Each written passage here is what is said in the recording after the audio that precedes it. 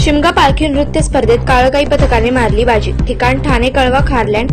कार्यकुशल आमदार डॉ. जितेंद्र आव्हाड यांच्या मार्गदर्शनाखाली आयोजित करण्यात आलेल्या संघर्ष शिमगोत्सव आणि पालखी नृत्य स्पर्धेत काळकाई पालखी नृत्य पथक कुशिवडे रत्नागिरी यांनी पटकावले, तर सिद्धेश्वर कृपा उत्कर्ष मंडळ निवे तालुका संगमेश्वर आणि साई सेवा महिला पालखी नृत्य पथक आंबेशेत यांनी तिसरे पारितोषिक पटकावले।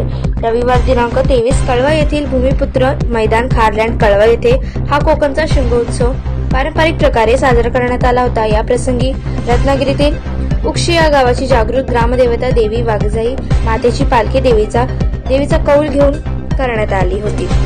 या अनुषंगाने आयोजित केलेल्या पालखी नृत्य स्पर्धेत संबंध रत्नागिरी जिल्ह्यातील विविध पथकांनी भाग घेतला होता। या कार्यक्रमात राष्ट्रवादी काँग्रेस पक्ष शरदचंद्र पवार राष्ट्रीय सरचिटणीस डॉ. जितेंद्र आव्हाड यांनी भेट देऊन पालखी नृत्यात सहभाग घेतला। अजिंक्य महाराष्ट्र न्यूज सोबत ठाणे जिल्हा प्रतिनिधी श्री दौलत सरवणकर आणि कॅमेरामॅन श्री गणेश चरुई।